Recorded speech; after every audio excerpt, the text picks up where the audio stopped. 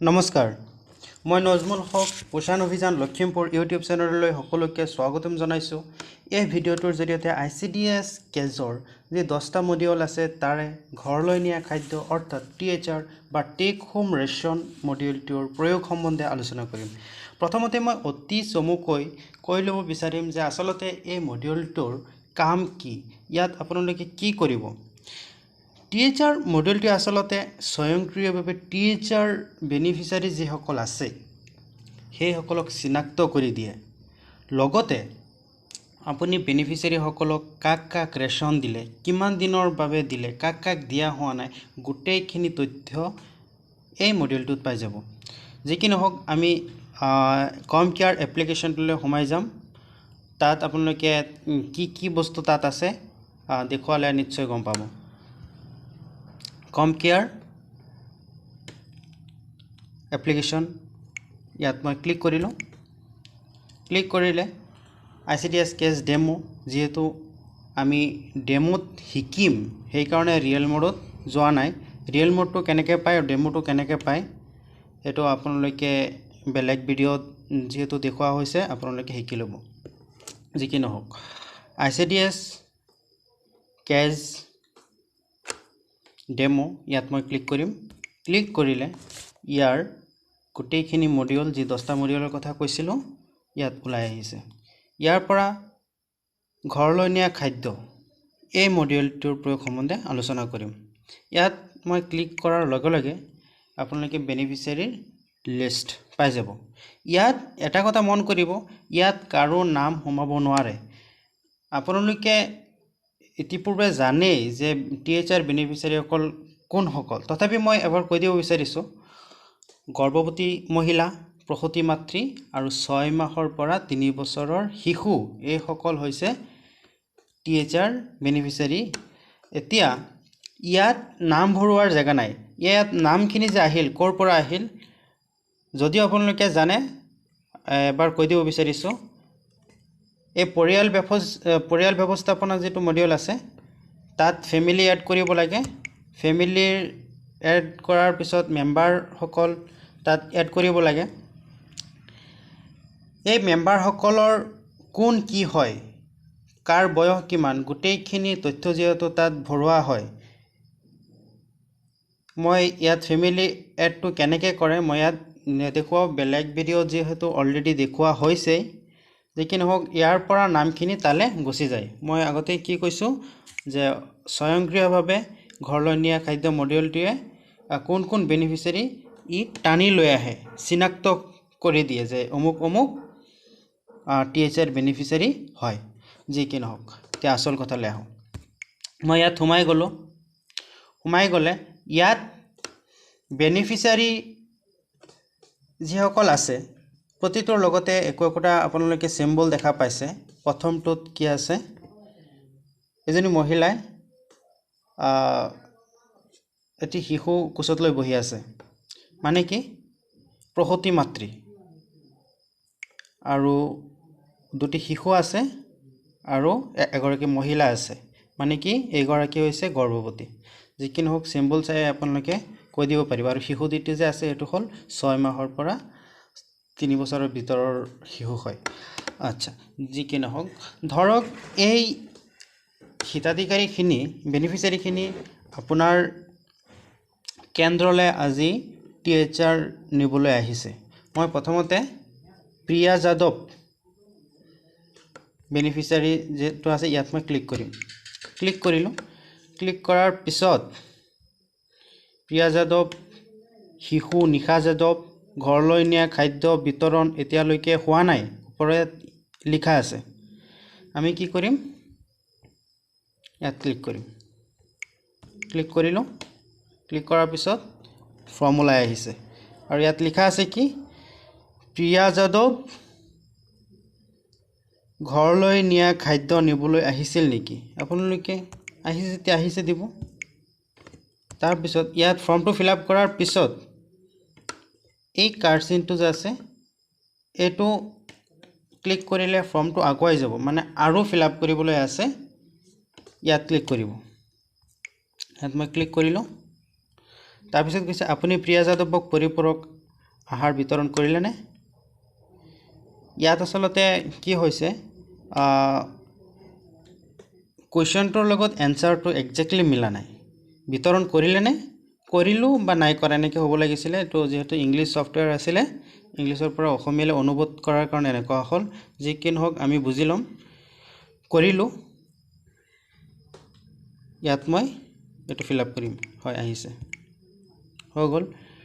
আজি মুঠ কিমান দিনৰ বাবে পৰিপূৰক আহাৰ বিতৰণ কৰিলে? ধৰক 15 দিনৰ কাৰণে দিলে। দিয়াৰ পিছত আকৌ ইয়াত ক্লিক কৰিব, বাৰে বাৰে ইয়াত ক্লিক কৰি কৰি আগুৱাই যাব, সমাপ্ত হৈ গ'ল। এইটো দিয়া হৈ গ'ল। এতিয়া চাওক, প্ৰিয়া যাদৱক আহাৰটো দিয়াৰ কাৰণে তাৰপিছত ললিতা পেগু, ইয়াত আহাৰটো বা ৰেচনটো ললিতা পেগুক দিয়া নহয়, শিশু দীপেন পেগু। কাৰণ টিএচাৰটো ইয়াত শিশুকহে দিয়া হৈছে।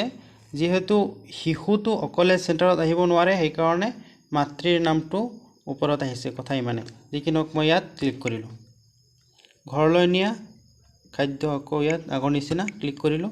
ক্লিক কৰাৰ পিছত ফৰ্মখিনি ফিল আপ কৰি দিছোঁ, আহিছে। আৰু কিমান দিনৰ বাবে? ধৰক ইয়াত 10 দিনৰ বাবে দিলে। স্বাভাৱিক দিলেনে? স্বাভাৱিক দিলোঁ, বাছ হৈ গ'ল। এনেকৈ আপোনালোকে গোটেইখিনি দি দিব পাৰে। তাৰপিছত আহিলে জেৰিফা খান, ইয়াত ক্লিক কৰিব, আহিছে, ফৰ্ম ফিল আপ কৰিব। এনেকৈ কিমান দিনৰ বাবে দিলে? ধৰক 14 দিনৰ বাবে দিলে, হৈ গ'ল। স্বাভাৱিক আহাৰ দিলে, সমাপ্ত হৈ গ'ল এইখিনি। এতিয়া নিবেদিতা বৰা, ইয়াত মই ক্লিক কৰিলোঁ। ঘৰলৈ নিয়া খাদ্য ক্লিক কৰিলোঁ, ফৰ্মটো ফিল আপ কৰি দিছোঁ। ইয়াত দিলোঁ আহাৰ, ৰেচনটো 10 দিনৰ কাৰণে সমাপ্ত হৈ গ'ল। এতিয়া ধৰক চবেই উপস্থিত আছিলে আৰু চবকে ৰেচন দি দিয়া হ'ল। এতিয়া ইয়াত প্ৰত্যেকটোতে আপোনালোকে দেখা পাব কি লিখা আছে ইয়াত, শেহতীয়া ঘৰলৈ নিয়া খাদ্য বিতৰণ 0 পাৰ হৈ যোৱা দিন, মানে আজি দিলে যিহেতু সেইকাৰণে 0 বুলি আছে।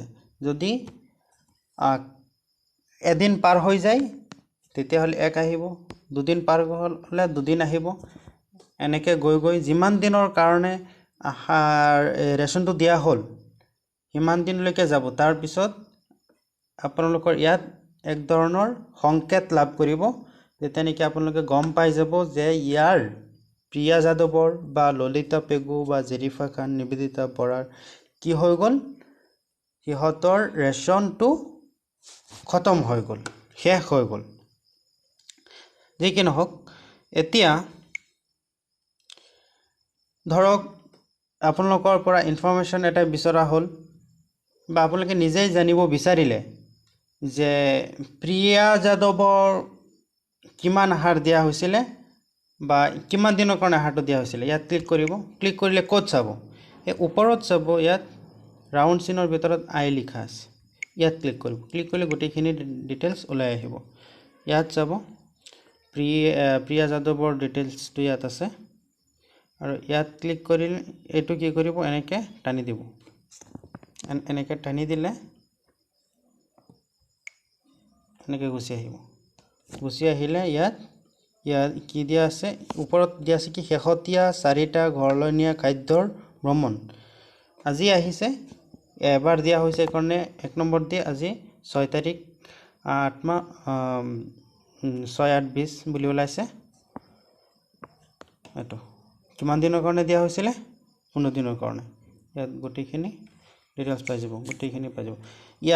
ইয়াত মই এটা কথা কৈ দিব বিচাৰিছোঁ, টিএচাৰ এদিনত আপোনালোকে কেইবাবাৰো দিব পাৰিব।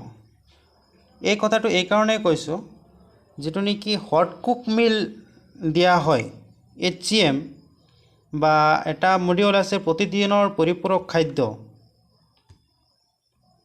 এইটো ইয়াত কিন্তু আপোনালোকে এবাৰহে খাদ্য দিব পাৰিব বা খাদ্য যিমান বাৰে নিদিয়ে কিয় কিন্তু ফৰ্মটো এবাৰহে ফিল আপ কৰিব পাৰিব মানে খাদ্যটো এবাৰেই দিয়া হয় কিন্তু ঘৰলৈ নিয়া খাদ্য যিটো মডিউল আছে তাত আপোনালোকে দিনত বাৰে বাৰে ফৰ্মটো ফিল আপ কৰি থাকিব পাৰিব ধৰক মই কি কৰিম প্ৰিয়া যাদৱক আকৌ খাদ্য দিম মই ইয়াত ক্লিক কৰিলোঁ ক্লিক কৰিলে আকৌ ইয়াত মই সোমাম আহিছে দিলোঁ এতিয়া ধৰক মই 5 দিনৰ কাৰণে দিম আগুৱাই গ'লোঁ সমাপ্ত হৈ গৈছে এতিয়া চাওক প্ৰিয়া যাদৱক প্ৰথমতে দিয়া আছিলে 15 দিন এতিয়া দিয়া হ'ল আৰু 5 দিন মই ইয়াত ক্লিক কৰিলোঁ এই আই বটনত মই ক্লিক কৰিম ক্লিক কৰিলে মই এনেকৈ টানি দিম টানি দিলে এইটো চাওক একেটা তাৰিখ এবাৰ দুবাৰ সিৰিয়াল নাম্বাৰ 1 2 আহিছে এনেকৈ টানিলে চাব প্ৰথমবাৰ দিয়া হৈছিলে 15 তাৰপিছত 5 যেটো মানে আগত দিয়া হয় এটো মানে পিছলৈ গুচি যায় এটো 15টো পিছত আহিছে 5টো আগত আহিছে যি কি নহওক এটো বুজি পাব বাৰু এইখিনি আছিল ইয়াৰ মূল বিষয়বস্তু যদি আপোনালোকৰ কিবা বুজিবলৈ বাকি থাকে কমেন্ট বক্সত কমেন্ট কৰি জনাব